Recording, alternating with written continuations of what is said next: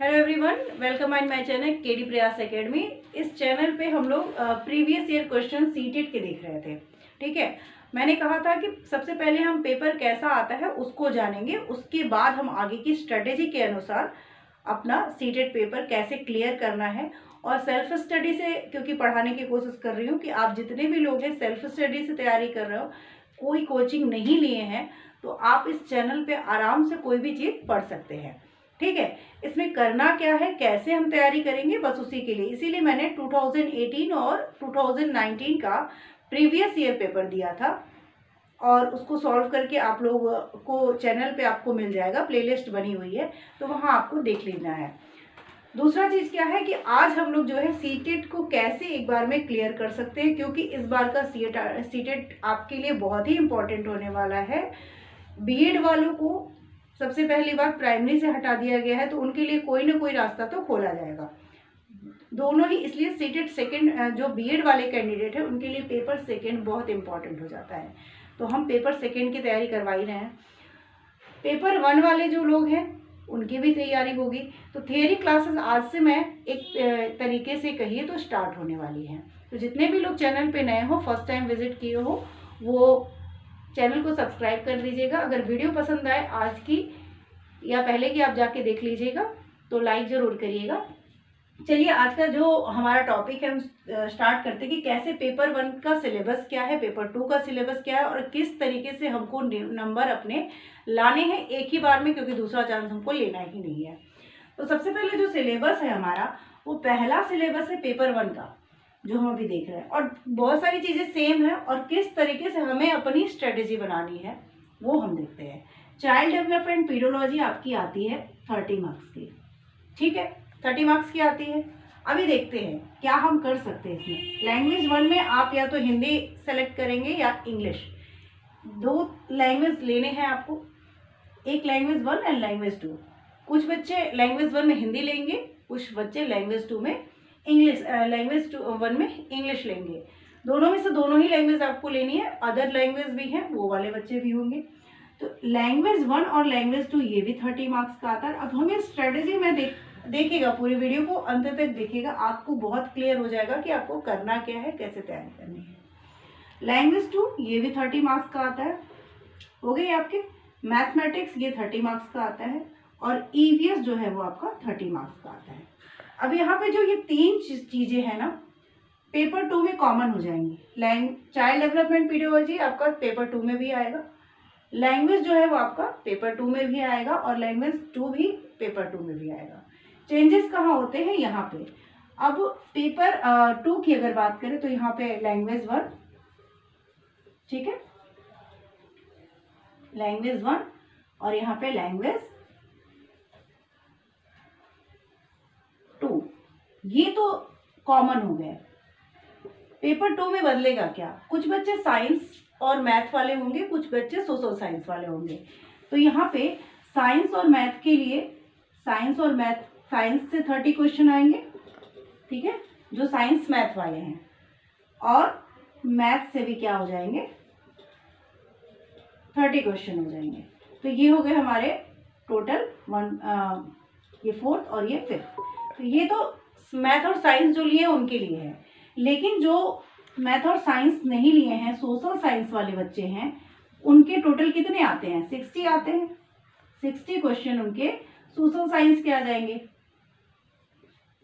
60 question, जिसमें आपकी political science आती है, ज्योग्राफी आती है और हिस्ट्री आती है। तो ये हो गया सोशल साइंस। ये तीनों आपके सेम है, ठीक है। यहाँ पे भी 30 मार्क्स है, यहाँ पे भी 30 मार्क्स है और यहाँ पे भी 30 मार्क्स के क्वेश्चन आपको आने हैं। ये टोटल हो गया, या तो ये लेंगे आप या तो ये लेंगे, दोनों में से कोई आपका होगा। अब हमको करना क्या है, किस तरीके से हमें क्वालिफाइंग मार्क्स जो है वो 90 है। तो मेन तो हमें अपने टारगेट करना है, क्योंकि ये क्वालिफाइंग पेपर है, इसमें आपको ये नहीं कि आप 150 लाए, 100 जो भी लाए, पूरे के पूरे नंबर लाएंगे तभी आप पास होंगे। आपको क्वालिफाई करना है, मतलब 90 आपके लिए एक टारगेट है, और उससे ऊपर तो आप अपनी प्रैक्टिस के ऊपर डिपेंड करता है कि आप कितना ज़्यादा से ज़्यादा अच्छा ला सकते हैं। देखिए, यहाँ पे चाइल्ड डेवलपमेंट पीडियोलॉजी में आपको यहाँ पे ये जो पेपर है ये आपको बहुत सारे पेपर में फ़ायदा कराता है। कैसे? क्योंकि लैंग्वेज 1 में लैंग्वेज कोई भी हो, दोनों में ही आपके क्या आएंगे, कोई भी लैंग्वेज हो, एक कंटेंट आता है जिसमें आपके 15 मार्क्स के कंटेंट आ रहे हैं, और कंटेंट प्लस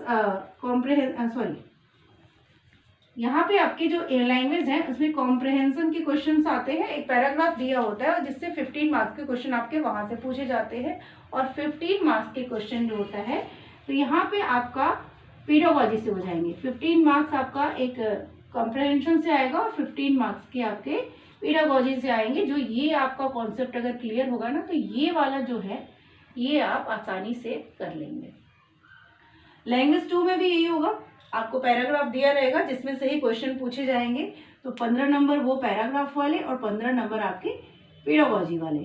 ठीक है, तो ये भी 15 नंबर आप आराम से ले सकते हैं। मैथमेटिक्स में भी, मैथमेटिक्स का भी शिक्षण शास्त्र यानी पेडागोजी आती है, तो यहाँ पे कंटेंट वाले 15 नंबर के और प्लस 15 नंबर आपके पेडागोजी के, ये हो गए। ईवीएस में भी वही है, ईवीएस में भी क्या होगा, 15 नंबर आपके कंटेंट के जो कि आपके एनसीईआरटी की बुक से पूछे जाते हैं 15 मार्क्स के, और प्लस 15 मार्क्स का क्या होगा आपका, वही पेडागोजी होगी कि एक टीचर को क्या करना चाहिए, क्लासरूम में बच्चे हैं तो मतलब सिचुएशन बेस्ड क्वेश्चन आने वाले हैं, तो वहाँ पे आपके 15 मार्क्स हो गए। अब अगर आप इसको ही सिर्फ देखें, ठीक है, तो आपके टोटल ये तो इसी पे सारे क्वेश्चन डिपेंड है ना, तो हमारे ये पार्ट अगर तैयार होता है अच्छे से तो ये इसमें बहुत हेल्प मिलेगी। 15 कितने हो गए आपके, 60 मार्क्स इधर ही हो गए, और ये तो है ही, तो मतलब एक चीज़ ये तैयार करते हैं तो हमारा इतना बैलेंस हो रहा है। दूसरा हम क्या पढ़ेंगे, पेपर 1 के लिए बता रहे हैं, अगर हम ये तैयार कर लेते हैं, मतलब ये इसका कॉन्सेप्ट हमारा बहुत अच्छा है, तब हम इसमें नंबर ला सकते हैं। दूसरा हमारी स्ट्रेटेजी क्या होती है कि कोई भी एक लैंग्वेज, हमारी मदर टंग जो होती है वो हमारी स्ट्रांग होती है, किसी की इंग्लिश भी स्ट्रांग हो सकती है, तो कोई एक लैंग्वेज तो आपकी पकड़ बहुत अच्छी होगी। दूसरा लैंग्वेज में आपको हेल्प मिलती है कि आपको पैराग्राफ दिया होता है, तो वहाँ से आप क्या कर सकते हैं, पैराग्राफ की अगर प्रैक्टिस कर लेते हैं तो यहाँ पे बहुत अच्छे मार्क्स, मतलब अगर आपको मैथ नहीं आता है या किसी इंग्लिश नहीं आते, किसी एक सब्जेक्ट में अगर आपका कहीं मतलब माइनस चल रहा है या कमी चल रही है, तो उसको बैलेंस करने के लिए आपको अदर सब्जेक्ट है जहाँ पे आप बैलेंस कर सकते हैं। जैसे हिंदी का, मान लीजिए लैंग्वेज 1 में आपने हिंदी सेलेक्ट किया है, हिंदी आपकी मदर टंग है, थोड़ा सा प्रैक्टिस करेंगे ना तो आप इसमें पूरा 30 मार्क्स ला सकते हैं। लाया भी है, बच्चे हमेशा लाते हैं, तो यहाँ पे आप बहुत अच्छा नंबर ला सकते हैं। मैथमेटिक्स में बहुत लोगों को प्रॉब्लम होती है, फिर भी आप यहाँ का ये 15 नंबर जो है शिक्षण शास्त्र का यानी पेडागोजी का, ये आपका आराम से आप इसमें नंबर स्कोर कर सकते हैं।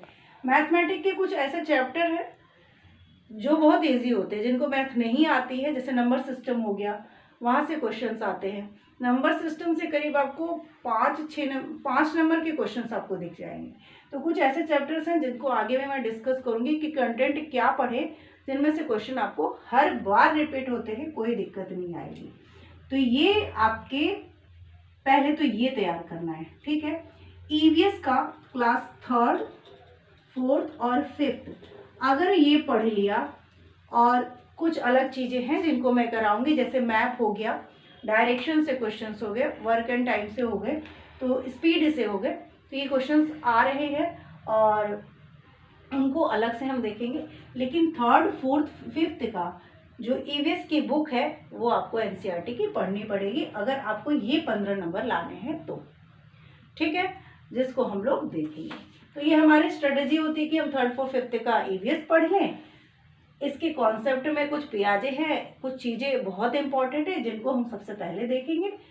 तो बहुत हिंदी के पूरे नंबर आप ले आइए, हिंदी में बहुत कुछ है ही नहीं, आपका लैंग्वेज है, आप आराम से ला सकते हैं, हमारी लैंग्वेज है, सभी की लैंग्वेज है, तो हिंदी में आप नंबर ला सकते हैं। ऐसे ही जो आपका मजबूत जो भी स्ट्रॉन्ग सब्जेक्ट है ना, वहाँ पे आप पूरे नंबर ले आइए। यहाँ पे ये नहीं कहा गया है कि हर सब्जेक्ट में आपको इतने % मार्क्स लाने हैं, यहाँ पे ओवरऑल हमारे 90 की बात हो रही है, ओवरऑल 90 की बात हो रही है, जो भी 82 जो भी है, तो हमें ये स्कोर करना है। अब हम यहीं पे पूरा 30 मार्क्स लिया है, जो हमारा स्ट्रांग है पहले हम वहाँ देखेंगे, उसके बाद और भी चीज़ों को जिसका नहीं है उसकी खूब प्रैक्टिस करेंगे और बैलेंस हो जाएगा।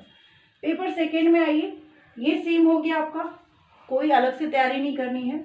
लैंग्वेज 1 वैसे ही पैराग्राफ देता है और 15 मार्क्स पे आपकी पेडोलॉजी आ जाती है। लैंग्वेज सेकेंड में भी वही होता है। तो ये चीज़ें आपको हिंट करती है, जब कॉम्प्रिहेंसिव पैराग्राफ आता है ना तो आपको हिंट करता है कि इसी में आपका आंसर छुपा हुआ है। बस उसकी आपको प्रैक्टिस करनी है और आपको कम समय में करने की कोशिश करनी है। कोई ये हार्ड चीज़ नहीं है, हर कोई सेल्फ स्टडी से निकाल सकता है। साइंस थोड़ा सा, साइंस मैथ या सब्जेक्ट वाला थोड़ा सा टफ हो जाता है, जिसमें कि जो पेपर ऑब्जर्वेशन है मेरा साइंस का मैं बताऊं अगर, तो साइंस में जो एनसीईआरटी आती है इसकी पूरा एनसीईआरटी से क्वेश्चंस आते हैं। आपको लाइन बाय लाइन में क्वेश्चंस वहां से उठे हुए चैप्टर से दिखा दूंगी। उसमें भी जो 6th 7th और 8th की एनसीईआरटी बहुत इंपॉर्टेंट है। और इस एनसीईआरटी में भी आपकी जो 7th क्लास की एनसीईआरटी है वो बहुत इंपॉर्टेंट है। आप अगर चाहे तो क्वेश्चंस उठा के देख सकते हैं कि जो 7th क्लास की एनसीईआरटी, इससे बहुत ज़्यादा क्वेश्चन पूछे जाते हैं। ठीक है, ये मैंने देखा है, मैंने दिया है, इसलिए मुझे पता है। सोशल साइंस का भी वही हाल है, आपको 6th 7th 8th की एनसीईआरटी पढ़नी है, प्रैक्टिस कर सॉल्व करना है। और जो प्रीवियस ईयर क्वेश्चंस अगर आपने देख लिए तो बहुत सारे क्वेश्चन रिपीट होते हैं। देखिए सबसे बड़ी बात, कोई स्ट्रेटजी बहुत सारी नहीं होती है। आपका अगर पेपर जो है क्वेश्चन वही रहते हैं, लिख के ये लोग क्या करते हैं कंफ्यूज कर देते हैं। ऐसे लैंग्वेज में लिखेंगे ना कि आप पढ़ी हुई चीज़ भी समझ में नहीं आएगी। तो आप जितना ज़्यादा हो सके कॉन्सेप्ट को क्लियर करिए। अगर आपने कॉन्सेप्ट क्लियर कर लिया, आप वो कितना भी बढ़ा के देंगे, आप तुरंत आंसर तक पहुंच जाएंगे। 4 ऑप्शन देंगे, उसमें से 3 में यहाँ तो बहुत कंफ्यूज करता है। यहाँ पे आपको सारे आंसर ऐसे लगेंगे कि यही सही है, लेकिन हमको बेस्ट आंसर सेलेक्ट करना है। तो उसके लिए जो टैग वर्ड है, कुछ ऐसे वर्ड आते हैं जिनसे हम 3 क्वेश्चन को अलग कर सकते हैं और एक राइट वाले को कर सकते हैं। कुछ चीज़ें हैं जिसको अगले वीडियो में डिस्कस करेंगे, लेकिन सबसे पहले इम्पॉर्टेंट ये है कि हमें कंटेंट तैयार करना है। मतलब हमारा कॉन्सेप्ट जो है वो क्लियर होना चाहिए। उसके बाद प्रीवियस ईयर पेपर मैंने इसीलिए दिया था ताकि आप उससे एक अंदाज़ा लगा सकें कि पेपर कैसा आता है। जब हम किसी चीज़ को देखने जा रहे हैं पेपर, तो हमें पता होना चाहिए कि ये होता कैसा है, इसका पेपर आता कैसा है। तो वो चीज़ें यहाँ पे, ये चीज़ें जो मैंने दिखाया है ये इसीलिए दिखाया कि आपकी ये कितनी इम्पोर्टेंट है। और ये अगर समझ लिया कि टीचिंग क्या है, टीचर को कैसे रहना चाहिए, सिचुएशनल बेस्ड क्वेश्चन आते हैं। अगर आपने एक टीचर को बच्चे से रिलेट कर लिया ना, तो आप ये खुद ही क्वेश्चंस कर पाएंगे।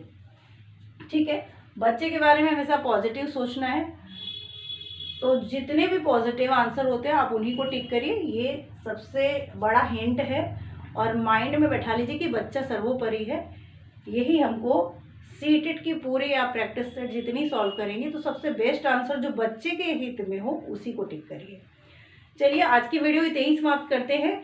और जो क्वेश्चंस होते हैं, जैसे कि आगे के जो कॉन्सेप्ट वाली चीज़ें होंगी वो हम लोग नेक्स्ट वीडियो में देखेंगे और प्रीवियस ईयर क्वेश्चन आपके आते रहेंगे। चलिए तब तक के लिए थैंक यू। चैनल को सब्सक्राइब कर लीजिएगा, लाइक कर दीजिएगा अगर वीडियो पसंद आ जाए तो।